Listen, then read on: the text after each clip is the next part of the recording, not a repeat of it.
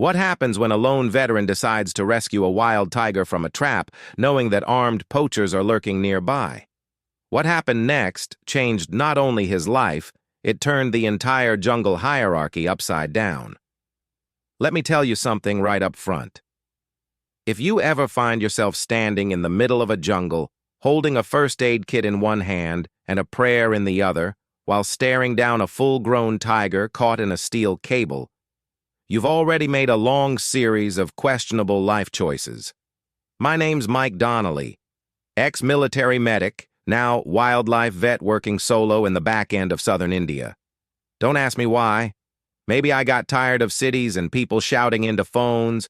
Maybe I just got sick of watching things die for no good reason. But here I was, fixing animals nobody else wanted to get near, tigers included. That morning started like most others, hot, loud, and humid enough to melt steel. I'd just finished checking my trail cams when I heard it. This low, rasping sound like someone dragging a chainsaw through gravel. Not your usual bird call or monkey tantrum. This was bad, real bad. I followed it. Through brush, over roots, sweating buckets, and swatting away insects that looked like they'd unionized. 30 minutes later, I found him. He was massive, stripes like war paint. One paw crushed in a steel snare, homemade, illegal, and nasty. The cable had cut deep, right to the bone, and he was still awake, barely. Breathing heavy, foaming at the mouth, eyes locked on me like he couldn't decide whether I was friend, foe, or a hallucination from blood loss. "You've had better days," I muttered, kneeling slowly. He didn't growl, didn't move, just looked. I hit him with a tranquilizer, dosed for his weight, just enough to drop him without shutting down the works. He staggered, then collapsed like a broken statue. I moved fast, cut the wire, cleaned the wound, wrapped it tight. The stench of infection already creeping in. Some sicko had set that trap near a watering hole, not for food, mind you, but for fun or money. Same result either way. One ruined tiger and a long night for yours truly. I reached for my satellite phone to call the ranger station. No signal, of course. The last storm must have knocked out the nearest tower. I was alone. One guy, one wounded tiger, and a jungle that never quite sleeps. I was setting up camp near him, still keeping a cautious eye on his chest rising and falling, when I heard it. The crunch of boots. Not animal footsteps. Human. 3 men stepped out of the brush like they owned the place. 2 carried rifles. One had a machete and the kind of grin that only shows up when someone's about to do something ugly. "Well, well," the tall one said. "Looks like someone's playing hero." "Better than playing coward," I replied. "Yeah, I know. Not smart. But I've never been great at keeping quiet when it counts. They weren't amateurs. Their gear was too clean, too ready. These were poachers, probably local contractors, cashing in on black market animal parts. And I'd just ruined their payday. "You touch him again," Machete Man said, "and we'll leave you here instead." "You touch me," I said, "and the entire forest's gonna hear about it. Every ranger, every drone, every damn camera I got rolling." A bluff. Big one. But it landed. Maybe they thought I was crazy. Maybe they didn't want the paperwork. They stared. Then they backed off. Slowly. Not scared, calculating. The kind of look that said, "This ain't over." They disappeared into the trees. I stayed right there, one hand on the tiger's fur, the other gripping my rifle like it was the only friend I had left. Darkness was setting in, and the real night hadn't even begun yet. What happened next changed everything. You don't want to miss how this story turns. You ever sit in the dark with a half-conscious tiger at your feet and a stomach full of granola bars you stopped tasting 3 days ago? I don't recommend it, especially not when you've just ticked off a crew of poachers who look like they wouldn't blink twice at stepping over your body to get their payday. The night crept in fast, the kind that feels heavier than it should. Every rustle in the brush sounded too deliberate. The fire I built didn't feel warm enough, and the tiger, still out cold but twitching now and then, wasn't making me feel any safer. Now, I'm not a superstitious man. I don't jump at shadows. But that night, the jungle felt aware, like it was holding its breath, like I wasn't the one watching anymore. I was the one being watched. I kept the fire small. No point in lighting up the buffet for whoever wanted a piece of me. Rifle close, knife closer, and then movement, just outside the firelight.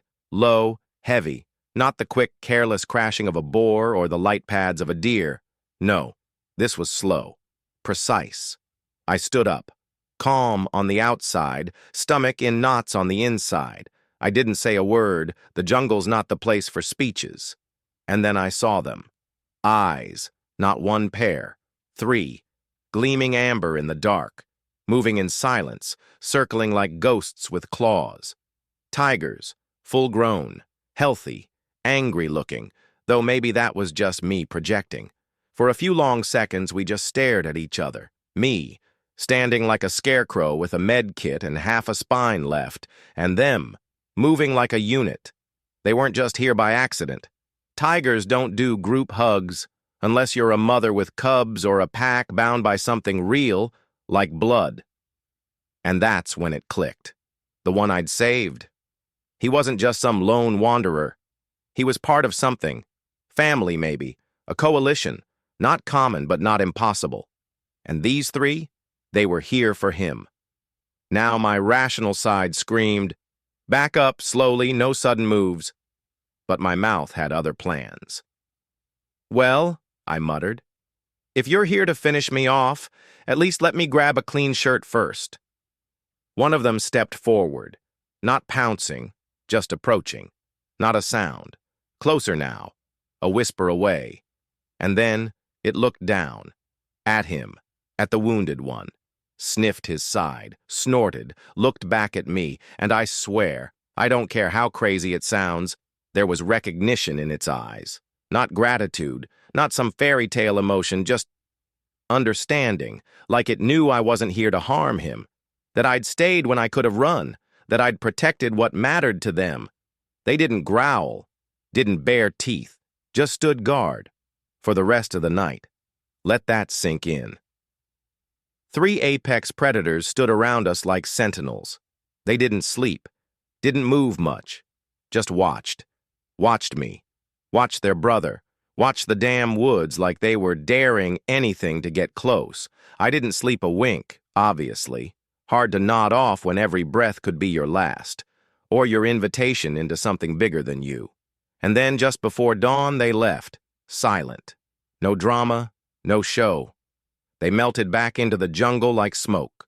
The injured one still breathed, slow but steady, but something had shifted. Not just in them, in me. Because now I knew I wasn't just up against poachers or bad luck. I'd stepped into something deeper, and whatever it was, it had eyes in the dark. This is the turning point. Everything you've waited for, it's right ahead. Stick around to see how this man shook the whole system. By sunrise, my back felt like a broken folding chair, my legs had gone numb, and the fire was down to its last whisper of smoke. But that tiger, the one I'd patched up, was alive. Barely, but breathing. Still out cold, but his breathing was more even. The bleeding had stopped. I'd done everything I could. Now it was down to time, will, and the mercy of the wild. But here's the kicker. I wasn't alone anymore. Just after first light, I heard a faint hum. Not from nature, from machines. The Rangers had picked up my emergency ping. They finally rolled in, looking fresh, full of questions, and half a day late, as usual. 3 trucks, a team of 5, all geared up like they were heading into battle. Too bad the real war had already happened while they were sipping morning tea. One of them, Ramesh, senior tracker, good man but allergic to urgency, stepped out and froze when he saw the scene. Tiger on the ground, blood-stained bandages, me looking like I'd wrestled a wildfire. "What happened here?" he asked. "Oh, just your average night," I replied. Patched up a tiger, got visited by his extended family, threatened by poachers, slept like a rock. They didn't laugh. Figures.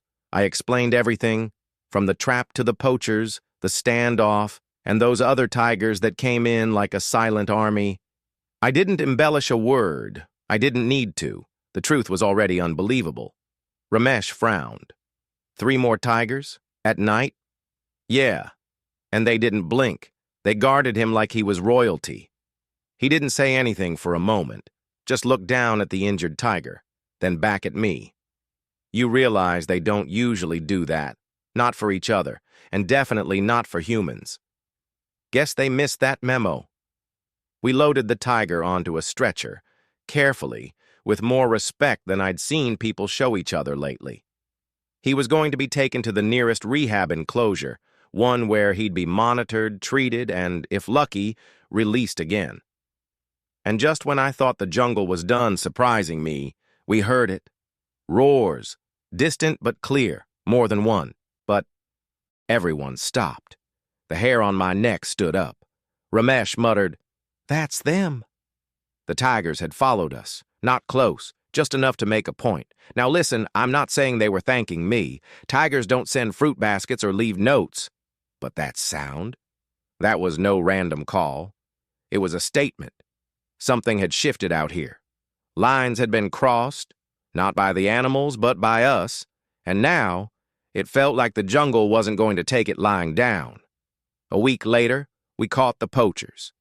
Turns out those guys weren't just casual trespassers. They were part of a bigger ring, the kind that funds traps, bribes border guards, and vanishes the moment things get loud. But this time, we had evidence. The wire I cut, the footprints, the satellite logs, my report. And yeah, the trail cam I'd almost forgotten about caught them loud and clear, creeping through the dark. Justice moved slowly, like it always does. But it moved. As for the tiger, he pulled through. Limped for a while, but he was strong. Tougher than any of us gave him credit for. And when the day came to release him, he didn't look back. Didn't have to. Because I knew, somewhere out there, those others were waiting, watching. And me? I didn't feel like a hero. I didn't save the jungle, but I did what I could when it counted. And sometimes that's all we get. One moment, one chance, one wild night that reminds you, you're not the only one out here who's still fighting.